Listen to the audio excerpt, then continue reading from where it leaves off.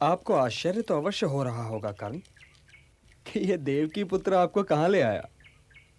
आपके स्थान पर यदि कोई और होता तो अवश्य आश्चर्य करता। आप तो किसी के आश्चर्य की सीमा में समा ही नहीं सकते वासुदेव। हे राधे, आप एक उत्तम व्यक्ति हैं, सच्चरित्र। आपने जिसे धर्म माना कभी उस धर्म का उल्लंघन नहीं किया, तो फिर आप दुर्योधन जैसे अधर्मी के शिविर में क्या कर रहे हैं? आप तो धर्म की एक एक परत का ज्ञान रखते हैं अंगराज।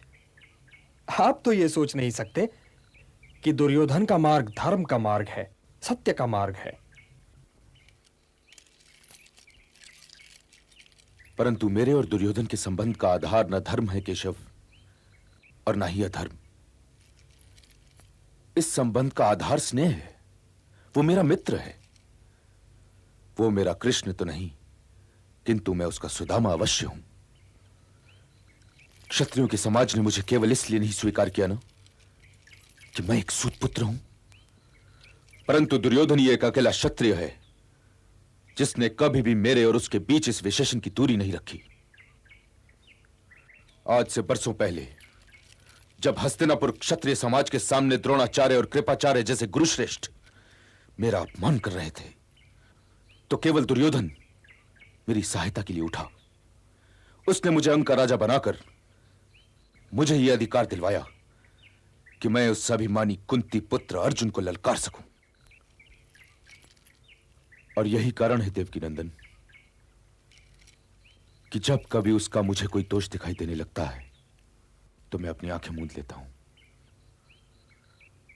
इस संसार में केवल दो ही ऐसे प्राणी हैं जिनसे मैं प्रेम करता हूं, दुर्योधन और वो देवी जिसने मुझे जन्म तो नहीं दिया, परंतु वो मेरे लिए उस माता से भी अधिक महत्वपूर्ण है जिसने मुझे जन्म तो दिया, परंतु जन्म देते ही त्याग भी दिया।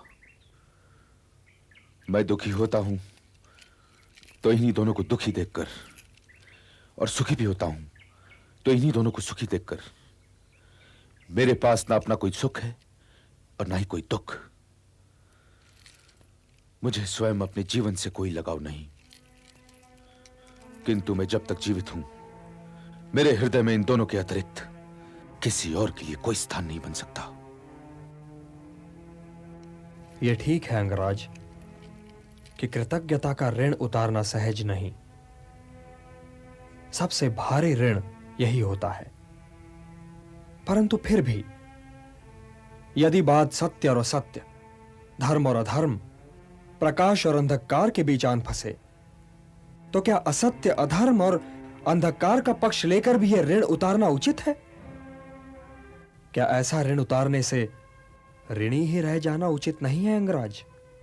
यह तो मुझे ऋण लेते समय ही कह देना चाहिए था ना वासुदेव, परंतु एक बार ऋणी हो गया तो ऋण चुकाने में आनाकानी नहीं करनी चाहिए, परिणाम जो भी हो। हां, यह भी एक दृष्टिकोण हो सकता है। परंतु आप यह क्यों नहीं सोचते अंगराज कि दुर्योधन उस क्रीड़ा में लज्जित हो चुका था और वो अपने लिए अर्जुन का एक प्रतिद्वंद्वी मोल लेना चाह रहा था? कहीं ऐसा तो नहीं कि उसने अंग देश देकर आपको मोल ले लिया हो?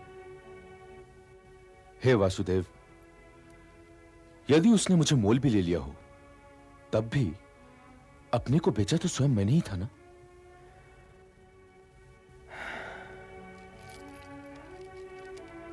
कभी आप अपने जन्म, अपनी पहचान के विषय में सोचते हैं कर्ण? यदि सोचूं भी तो मिलेगा क्या? अर्थात आप नहीं जानते कि आप कौन हैं? जानता तो नहीं, किंतु अनुमान लगा सकता हूं। मेरी माता अवश्य किसी आदरणीय परिवार की पुत्री होंगी, कदाचित कोई राजकुमारी जिनका भवन गंगा तट पर होगा। जब ही तो मेरे जन्म लेते ही मुझे सहजता से गंगा में बहा दिया। और मैं यह भी अनुमान लगा सकता हूं कि मेरी माता को अपने पुत्र से कहीं अधिक अपना यश प्रिय था। उन्होंने अपने पुत्र को त्याग दिया और अपनी प्रतिष्ठा को संभाल के रख लिया।